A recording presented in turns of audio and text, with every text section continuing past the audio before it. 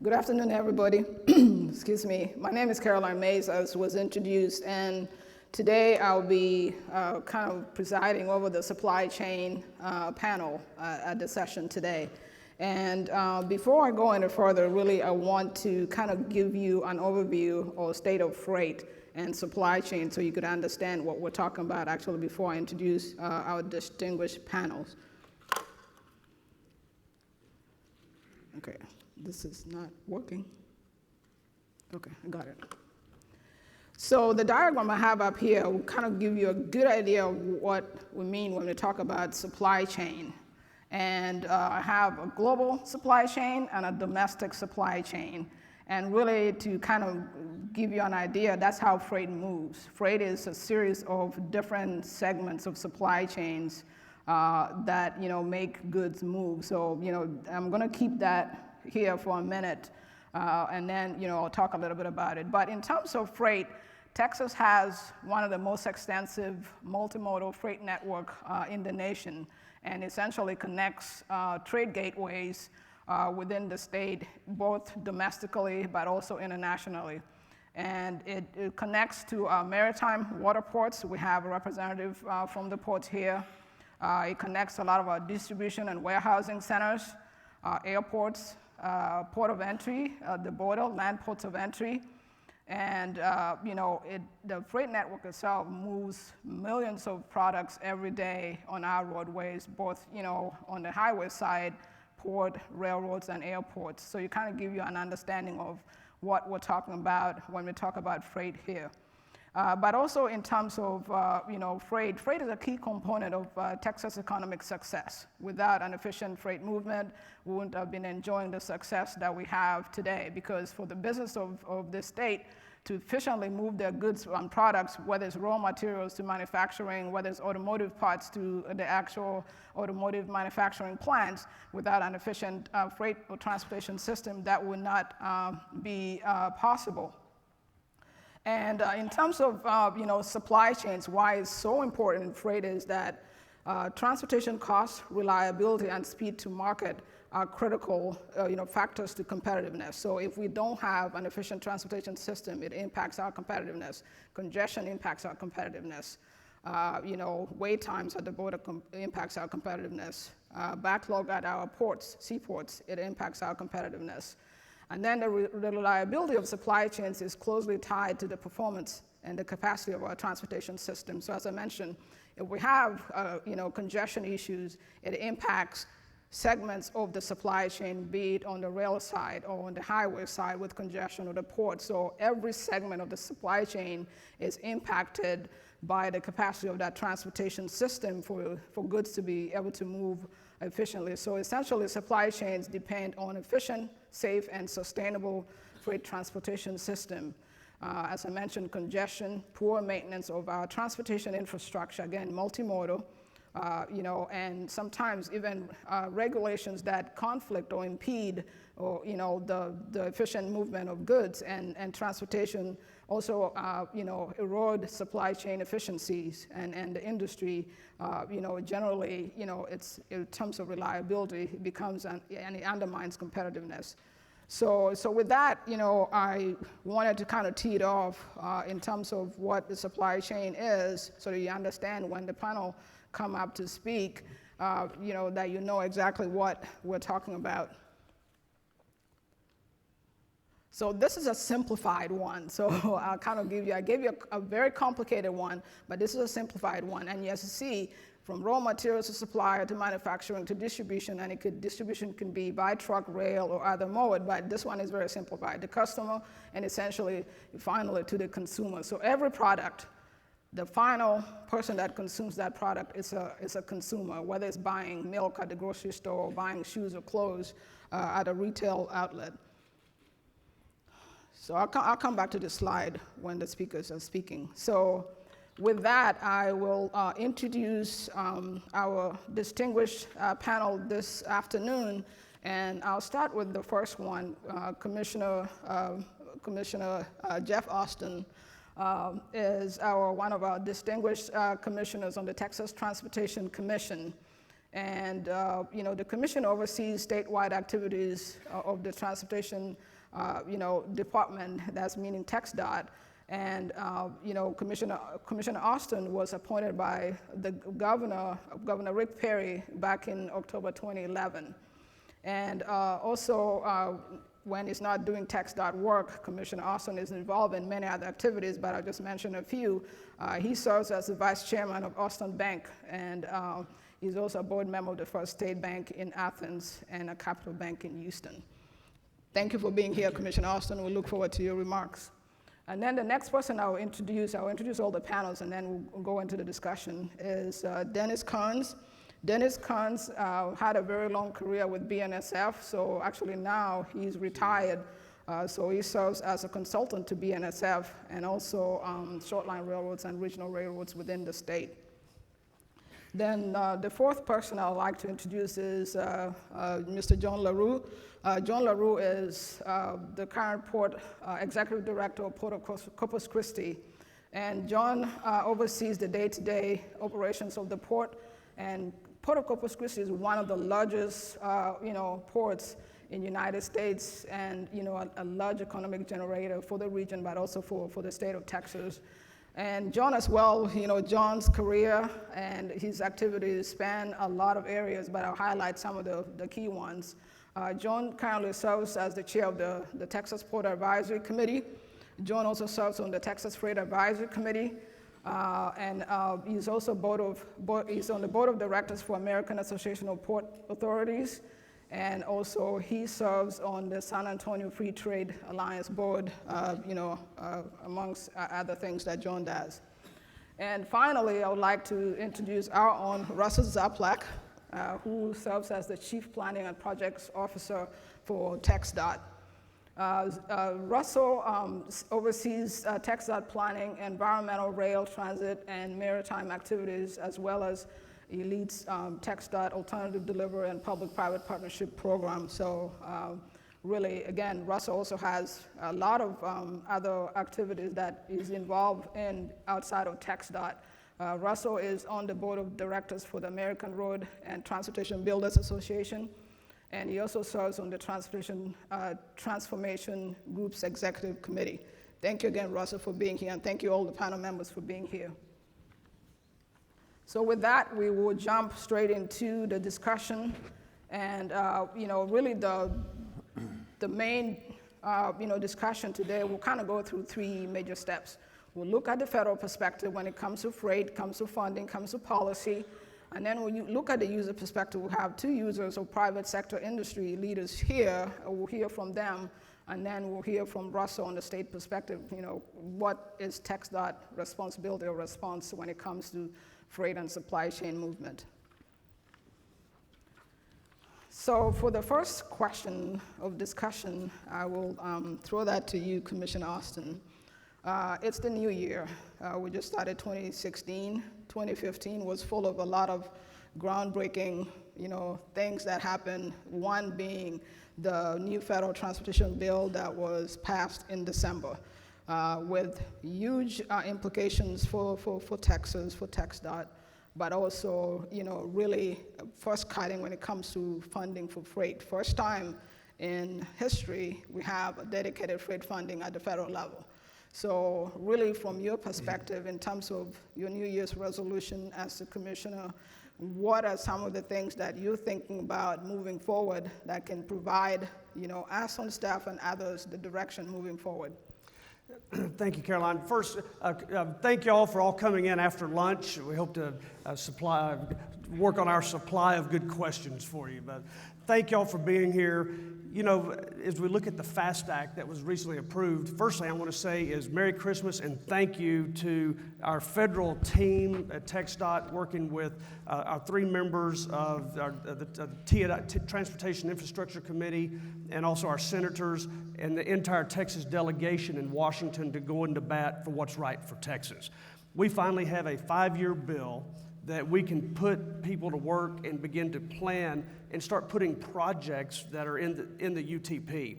I think, look back to your slide a while ago, you look at the distribution cycle from raw materials to finished goods. and moving the products here and there. Well, if you look at that cycle, that's about what we do. Now, in banker terms, I like to look at cash flow, sources and uses of cash. This is showing the sources and destinations of traffic and goods and services and freight. And while we look at this, we're coming back in. Our role is going to be to help find the best projects that are going to relieve congestion. And I know Commissioner Bugg is taking on a very important task that will help address this, because a lot of these sources and destinations are not necessarily in Texas. A lot of the goods and services that come through our borders, they're passing through to other states, or they're coming in and out of our ports. I know we'll hear from John in just a minute. But we've got to find a way to put this money to work quickly. And I think one great challenge that we're going to have is to, there's a lot of projects out there. Which ones are ready to go? And if there's one message that I hope we can share on behalf of the commission, be vocal, be prepared, and try to find consistency and unison in your area to have these projects ready to go, because there's more than one right solution, and I hope we'll have a chance to talk about different ideas to move freight as we go forward. Thank you, Commissioner, for your comments. That was right on point. And the next question, I'll throw that to Dennis. From a railroad perspective, the FAST Act was passed. Can you comment from a railroad perspective, what does that mean and moving forward, especially specifically to Texas? Well, the FAST Act represents, as Commissioner Austin said, a nice long 5-year commitment. We've been going from continuing resolution to continuing resolution. The railroad industry, of course, is privately owned and privately financed. So things that are in the act that are encouraging to us is the ability to leverage our private capital against public dollars to make better connectivity to the ports, to improve highway connectivity to our intermodal facilities, and to also facilitate where we interface with vehicular traffic at grade crossings. And, excuse me, I have no control over this microphone, so I don't want you to think that I'm trying to obfuscate here. At grade crossings, where there either are signals employed or a grade separation. So we see wonderful opportunities in the FAST Act. Finally, I think that the federal government understands and the role that the privately financed railroad industry plays. So this is an encouraging development for the railroad industry. Thank you very much, Dennis, for that comment. John, the next question is for you from a port perspective. Global trade is going to increase, and ships are getting bigger and bigger. What are the implications for Texas ports and also for the Port of Corpus Christi? And also, if you can comment a little bit on the FAST Act as well from a port perspective. Well, one of the benefits that we see immediately is that the Act really gives freight and intermodal and ports a significant role in transportation. And in the past, it was sort of hidden in the bill. It was never really as direct as this bill does it. So we will see a lot more coordination, as Dennis said, sort of the last mile issues that ports face, connecting our transportation nodes at ports to railroads to highways. This bill will give us an opportunity to get some funding for that. I'm sure it will be very competitive, but I think in a way we've got at least an advantage in that TxDOT and Texas have started through the Freight Advisory Committee, and that's Caroline's main role the last few years, is making sure that gets done. It's almost complete, but that will be a good start for us. We've got a head start on other states, so I think ports in general are very encouraged by the act and the potential for us for the future. Okay. Thank you, John. And then for Russell, again, related to the FAST Act that was passed recently, you as the Chief, Planning and Projects Officer of TxDOT, how is Texas or TxDOT positioned to take advantage of this new funding, especially the dedicated freight funding that is now being made available? Thanks, Carolyn. let's talk a little bit about where we are right now in Texas. Compared to the rest of the nation, Texas is the #1 exporter. We have the #1 population growth. We have the #1 oil and gas production in the country. And we have all of that translates into the fastest growing economy in the country. The lifeline of that economy is our transportation system, the ability to move freight and people around the state. And to accomplish that, we have the largest roadway system in the U.S. We have the most rail miles in the U.S., and we have 26 ports in the U.S., 11 of them deep water, capable of handling the overseas incoming and outgoing shipments. One of the things that we've seen, or where we are right now, is we see roughly 2.6 billion tons of per year of freight moving across the state, through the state. That's multimodal, that's rail, that's maritime, or through the ports, that's on our highway systems, and also through the air. When we think about where we're going to be in 2040, think about where the population is doing in Texas. We're expecting, right now we're at 27 billion. I think Commissioner Mosley indicated that by 2040, we would be close to 40 to 45 million people. A huge increase. Each person in the state on average uses 60, well, not uses, but if you break it down by people and the tonnage, that equates to about 67 tons per person per year. It's an amazing number. Well, if we increase that number by another 20 million people, think of what that means to the transportation system and our ability to move freight in and out of the state and get it to the people, to the manufacturing facilities, which are the true drivers. The population, the people, and the manufacturing facilities are the true drivers. And so as we look towards the future, as we look towards 2040, we have to put the infrastructure in place that will allow that freight to move efficiently throughout the state. And that's the challenge that we have as a Department of Transportation, as a port, as the railroads. Thank you, Russell. And back to you, Commissioner Austin. As you know, the commission will be adopting the freight plan in the next few weeks. But the freight plan has identified, $44.8 billion in freight projects and additional $25 billion in freight needs that are not funded. Even the $44 billion underestimate the needs because some of those projects are not fully funded.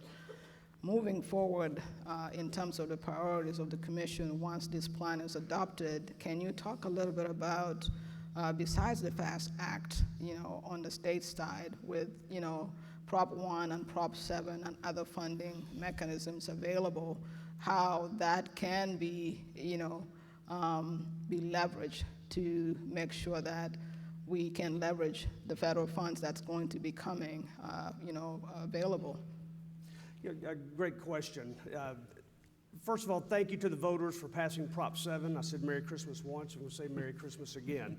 But I guess a lot of people do not realize, I think in this audience you do, but we don't receive that money for a couple more years. But that doesn't mean we don't start planning right now. I know we're going to need to be hiring some more engineers. We're going to need to begin planning and get those projects ready to go because the message from the governor to us, we can get you the money, but you're going to have to execute. And I think that's going to be at all levels and really working with the districts. But going forward, we are going to have a little setback with Prop 1. Prop 1, we had a windfall the first year, which is 2 years ago, $1.7 billion. Last year, about 1.2. This year, we're looking at about almost 600 million. So we're missing that digit. But as we go forward, that doesn't mean the project's not there being ready to go. As far as priorities, Caroline, I want to say first thank you to Judge Emmett, who chaired this committee. The freight mobility plan came from the advisory committee, which was really a rollout of a successor to the Panama Canal Task Force that we looked at 2 years ago. And this really started a whole different initiative within TxDOT. This is shortly after I came on the commission. What's going to happen to our ports? What's going to happen when all this freight comes into our ports and further congest our roadways? At the end of that, MAP 21 was passed, and states like us, we had to have really develop a freight plan. This is where the Freight Mobility Advisory, the Freight Advisory Committee came into play. This plan has identified some priorities, and I'm excited about helping implement this, but we cannot do it alone. While we may be the implementer of parts of it, we are a facilitator in some, we are the instigator in others. And let me explain. That we're going to facilitate what comes in and out of the ports, and it's going to take more than one way. It may be rail, it may be new technology that we need to embrace, whether it's a freight shuttle at some point. It may be putting it on, we have to, also with our airports. So with a lot of freight coming in, there's more than one answer. And setting priorities, we're going to have to go back and figure out a way to implement, because everybody has budgets. We have greater infrastructure needs than the resources that we have. That's a big number. We're going to have to bite it off in little pieces. We have something right now as we tie into Prop 7 and Prop 1 funding. The implications and the challenges are not just going to be at TxDOT. This is going to come back to your communities, the cities, the counties, to where when we're ready to implement, we hope there's not a holdup from utility movements or right-of-way purchases. I know we have the State Infrastructure Bank. We're going to be talking about that at our commission meeting later this month. But that's a tool that can be used to help expedite these projects. But it can only be used for roadways. It cannot be used for rail, ports, airports, or other things that are desperately needed to help move goods and services. Thank you, Commissioner, for those comments, right on point. Now to you, Dennis, kind of following up on Commissioner Austin's comment that, implementing the freight plan is not just going to be solely on TxDOT. Can you comment a little bit? I know the railroads were very instrumental in helping us develop the freight plan. Can you comment a little bit on what do you see the railroads being moving forward in terms of the implementation of the freight plan that they were very much involved in developing? Sure, Caroline, I'd be happy to. I know that the subject is supply chain logistics, but the theme really is connectivity. I've had a 37-year career in the railroad industry, and when I first started out, the railroads were like very narrowly focused down our right of way. We didn't care about anything on either side of us. And in my career, I have seen a sea change, if you will, John, in thinking we are all in this together, and the connectivity is what drives that. Before, we didn't know what the capability was on the highway sector, what it is on the rail structure, what it is coming into the ports. And I think that going forward, we have to work together. One of the organizations that I was involved with the early formation of 5 years ago was the Transportation Advocates of Texas. We worked extensively at the legislature, helping secure the passage of Props 1 and Prop 7, also in the referendum measures. I commend you folks to check out our website, transportationadvocatesoftexas.org. I know I'm up here with a railroad hat on, but I'm the incoming chairman of the Transportation Advocates. We will continue to assist in the public policy debate on what is best for our transportation needs in the state of Texas. Finally, from a railroad's perspective, we, for instance, BNSF, we have a corporate headquarters with 4,000 employees that have to get to and from work every day. So we were concerned about mobility in the Metroplex. We have intermodal facilities in the states that our shippers' containers have to get from either the highway to the trains or from the ports to the highways to the trains. So the statistics that we've heard about what's coming down the pike in 2040 is truly, Russell, astounding statistics. Will the private sector be ready? I can tell you that in terms of an investment from the railroad perspective, We better be, because Warren Buffett has invested in his acquisition of the BNSF Railroad, and when he did that in 2010, he said it was an all-out wager on the American economy. So this is important not just for us here in Texas, not just important for one mode or another. Our very economic independence depends on it. So I'm happy that you asked that question, Caroline. We're all in this together. Thank you very much. And again, we appreciate the railroads, all the 3 Class 1 railroads really being very instrumental in the freight work that we've been doing the last couple of years, participating in the Freight Advisory Committee, participating in providing information. So we appreciate that partnership. And the next question is for you, John. And this is really very supply chain specific, and it will kind of challenge what we're looking at right now because it has to do with crude oil. There's always been a ban on exporting crude oil, but for the first time, in 40 years, a ship of crude oil sailed from your port for export.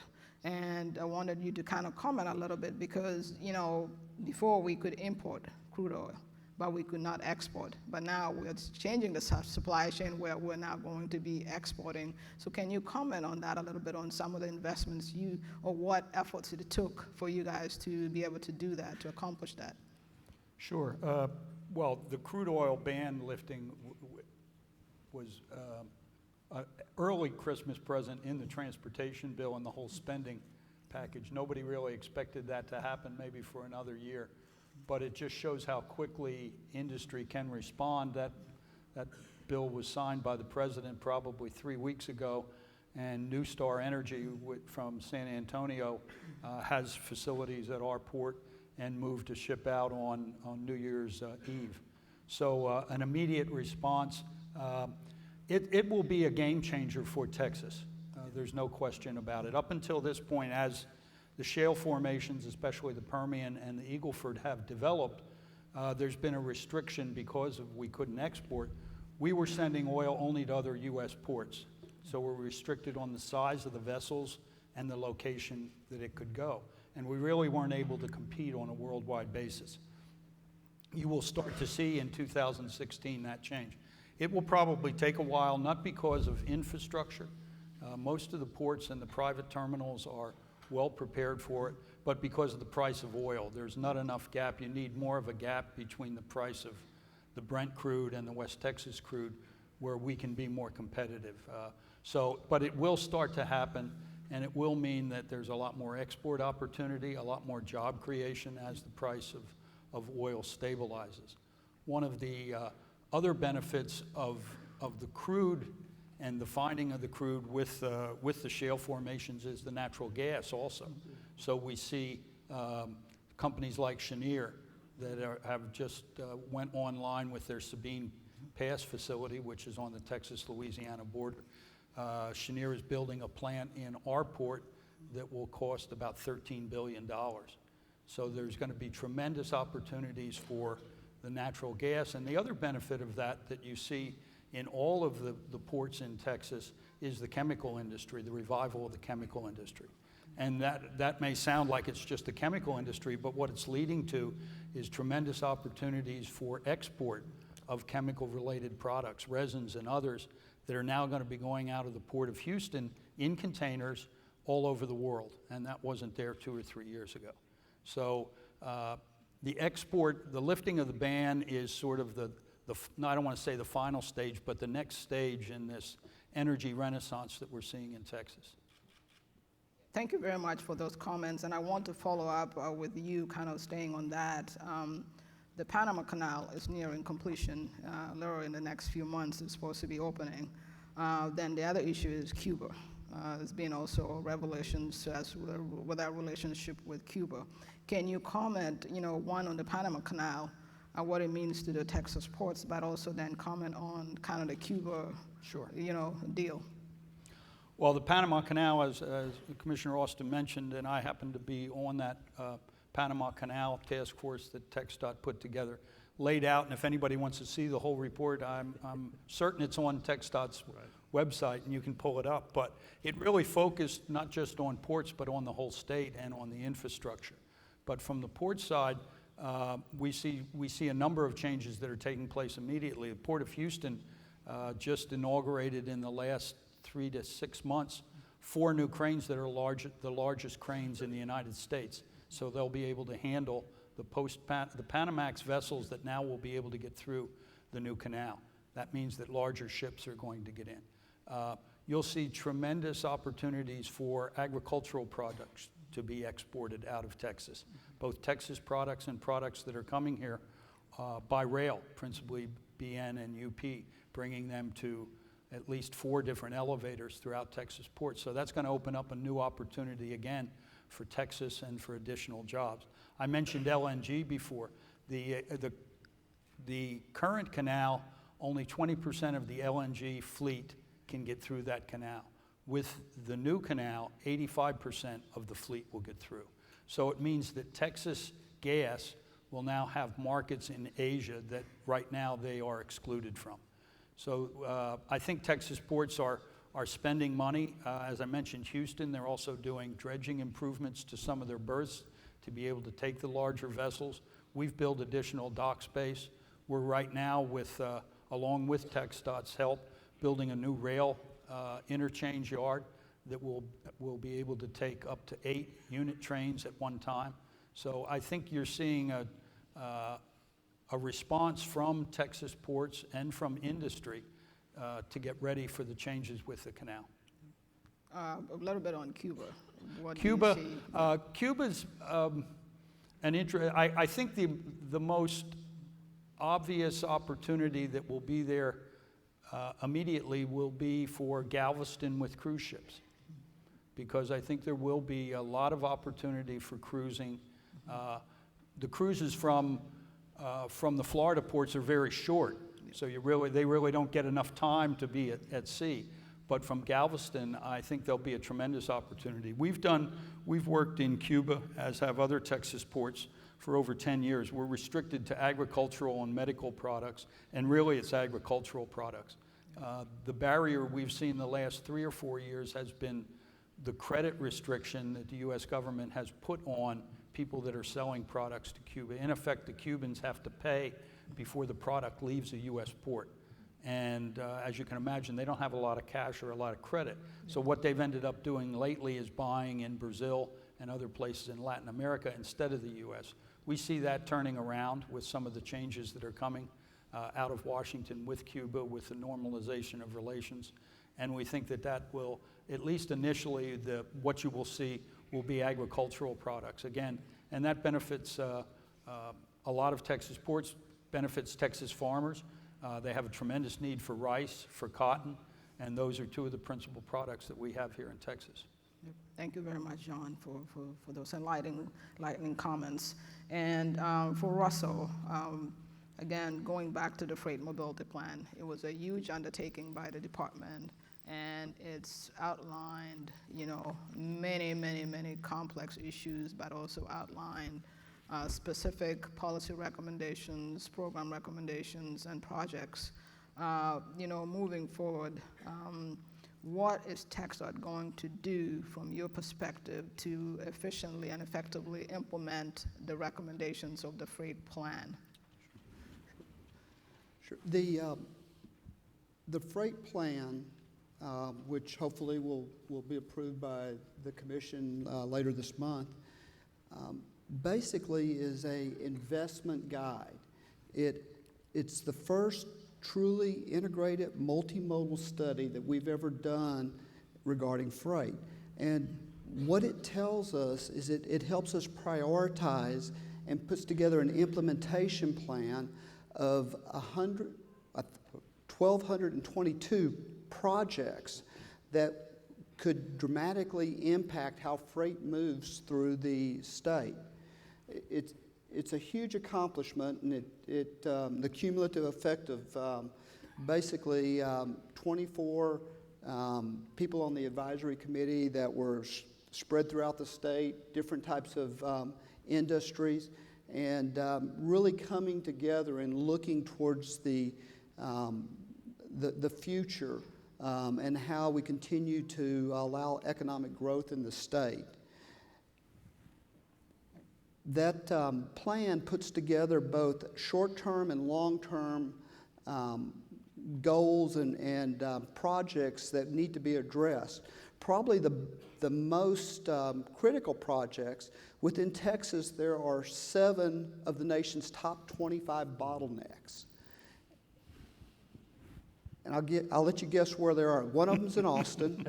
You can guess which one that one is. 1 in Dallas, and 5 are in Houston. So as we start to tackle that, and again, Commissioner Austin mentioned Commissioner Bugg's congestion efforts and such, and that will, the projects, the congestion projects and the freight projects mesh nicely together. The other nice thing is going back to the FAST Act, is that the FAST Act actually provides us some funding for freight. It'll generate approximately $100 million of funding that's obligated or set aside out of our federal allotment for actual freight projects. Now they have to be on the national freight map, and we'll have to work with FHWA to identify that and identify those routes. But it also allows 10% of the funding to go to ports and rail, which is a funding source that we've never really had. So it gives us the ability to start looking at that last mile, as John had indicated, getting into ports, working with the railroads to create that, getting them out of the ports and fixing some of the rail bottlenecks that we've seen around the state. So in addition to that, there's also a discretionary plan, which is kind of tiger-like, if you will, but it's a national-wide plan. $900 million, I think, has been allotted to that. So we finally have some opportunity to get funding to help with some of these areas that overlap between the port, the rail, and the highway system. Thank you very much, and thank you very much to all the panelists. And we have a few minutes probably for 1 or 2 questions from the audience before I ask the panelists to kind of give their closing remarks. So if anybody from the audience has any questions that they would like to ask the panelists, please feel free to do that right now. And I think there's a microphone somewhere. Caroline, before anybody comes out, I'd like to follow up on Russell's comment. Sure. As we look at the FAST Act, some of the implications, working with the ports, the rail, and the airports, one thing we need to do, as Commissioner Bugg is looking at the congestion relief effort, this is, it's going to be concentrated primarily in the larger cities. And then you're going to look at the corridors coming in and out. So I think what we can do as an agency, as partners, and in the community to each of y'all, is to look at what are alternate routes. I mean, we need to challenge the assumptions that got us to where we are. Why is all the traffic coming to one spot? And when I say traffic, it's all inclusive. We need multiple modes. We are a multimodal agency. However, most of our funding does come to focus on roadways, rightly so. But we need to work and coordinate, and this is what I really like about the FAST Act. Let's talk about, we saw a little advertisement for your bridge, John, earlier. We did. The importance of the Harbor Bridge in Corpus is, one, we needed a new one, so that it will allow, well, for safety first, it will allow the larger ships to come in. Had we not built that bridge, and had we not do this, to repair, it could shut down up to a year, shut down that bridge. Now that would have a significant impact on the Texas economy because of the port and for traffic. That bridge, in adding depth to the port, 52 feet, the WRDA Act that just passed, where we all were partners in working this together, gave us the ability to add depth to three ports: Corpus, Freeport, and Sabine-Neches. So what we're looking at is multimodal sources and destination of traffic. And while only at 1.30% of the containers going back were exporting something, I think we're going to see that pick back up. That's great for Texas, and that's a great challenge to have. You could clap. That's okay. I don't see anybody from the audience with any questions, so I know time is running out, so I'm going to ask the panelists to kind of give their, their last, 30-second spiel. And I'll start on the other side, and then I'll end with you. Start with Russell. Well, hopefully I'm not going to steal Dennis's thunder, but I think his statement was, we're all in this together. And if we're going to continue to enjoy the success, the economic success that the state has seen over the last decade, we've got to address the movement of freight throughout the state. And to do that, we've all got to work together and continue to work together.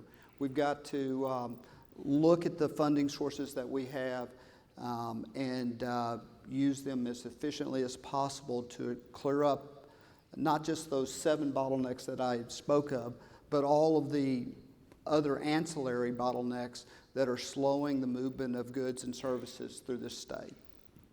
Thank you, John. Just to follow up on Commissioner Austin's comment about the bridge, I just want to publicly thank TxDOT for the effort they put in getting that project moving forward. It'll be starting soon. And I should have mentioned that one of the Panama Canal benefits is that if we had built a lower, that bridge is going to be 205 feet high. The existing clearance is 138. So that additional height costs money. That's a commitment TxDOT made to Texas and to Corpus Christi to create that additional space so that in 30 or 40 years when there's larger ships, we're not going to have to come back here and say the bridge was built to the wrong height. The other one which we didn't talk about, but it's in that freight plan, is the GIWW, the Intercoastal Waterway, which it is used extensively now. It can be used more. It's got a lot of potential to take traffic off our road system and to put it on the GIWW, and you can move a product from Brownsville to Minnesota or Pittsburgh on that system. And the third one would be, which we really didn't get to talk about, would be the border crossings. I saw the mayor of Laredo here, and we in the Port of Corpus Christi work closely with Laredo. When you look at the volume of traffic that's coming through there, both by truck and by rail, it's just tremendous, and it's something that feeds all of Texas. Following up on the theme of we're all in this together, the ultimate driver of all this is the shipper. And in the 150-plus year history of the railroad industry, we have gone where the business has directed us to. Texas has population centers that will guarantee that there will always be commerce moving by all modes. We cannot take that for granted. John just mentioned the border. The business model at BNSF and to some extent at the Union Pacific is Pacific Rim trade coming in through California that's transited by rail into the interior of the country. Well, the Panama Canal is a wild card. We don't know what that's going to do. We don't know what the price of oil is going to do for transiting the Pacific Ocean. We do not know what political instability along the Suez Canal is going to do. We don't know about the Chinese economy. Is that still going to be an engine of commerce where things are put together over in China? We're seeing a growing trend towards near sourcing with commerce in Mexico. That will be a huge game changer for Texas by all modes, by highway, by rail. So we need to be very agile on our feet. So again, we're all in this together. We need to consult with our shippers where they see commerce moving. And I'm talking freight goods movement. And Caroline, thank you for mentioning that and inviting us to participate in your study. But if the freight isn't moving, the people aren't going to stay here. The economy isn't going to grow. So I speak to it from a standpoint of freight goods movement and that we be ready for it. Well, first, thank you all for all being here. And one last challenge that I think is appropriate to look at. How are we going to pay for it all? Well, we can't do it ourselves. I thank the legislature in Texas, thank Congress for passing bills to give us some funding to look out a little bit further and plan. But as we look at the needs, you hear a large number from the Freight Mobility Plan. You look at our 2030 plan for congestion. Then that doesn't address the farm-to-market roads. That does not address the county roads. That doesn't address the ports. That doesn't address the airport need for increased traffic. That doesn't address the GIWW. Our state infrastructure bank that I mentioned a while ago has been set up to help assist cities and counties to help prepare for road projects. If they didn't have all the cash reserved right then, they could borrow, pay back, or pay off early. I would like to see Texas consider creating a state infrastructure fund with non-appropriated dollars. What that means is right now the state infrastructure bank, we're using appropriated dollars. If we had non-appropriated dollars, for example, if pensions or Texas companies wanted to invest in this fund, we could use that to help leverage or expedite projects at the ports, the airports, the seaports, other toll projects, if we could take our toll projects out of that fund and put into there. Where I'm leading, it could be a Texas fund if approved by approved by the legislature to allow people to invest in this. Let's keep Texas moving. Let's be innovative. Let's find some solutions. Many of y'all out here, I see some investment bankers, engineers, planners. Let's all put our minds together to talk with our legislators to figure out great ways to keep Texas moving. Because we are the 14th, if we were a standalone country, we're the GDP and our economy would be the 14th in the world. Why aren't we number one? So I think let's keep it going. We have some ladders to climb up, but let's protect what we have and let's make it better and safer. And thank you all for being here. Thank you very much, Commissioner Austin. And thank you to all the panelists for being here this afternoon. I think it was a great dialogue and definitely something that we could pick up at another later date because we have so much going on, as you heard from the panel members here today.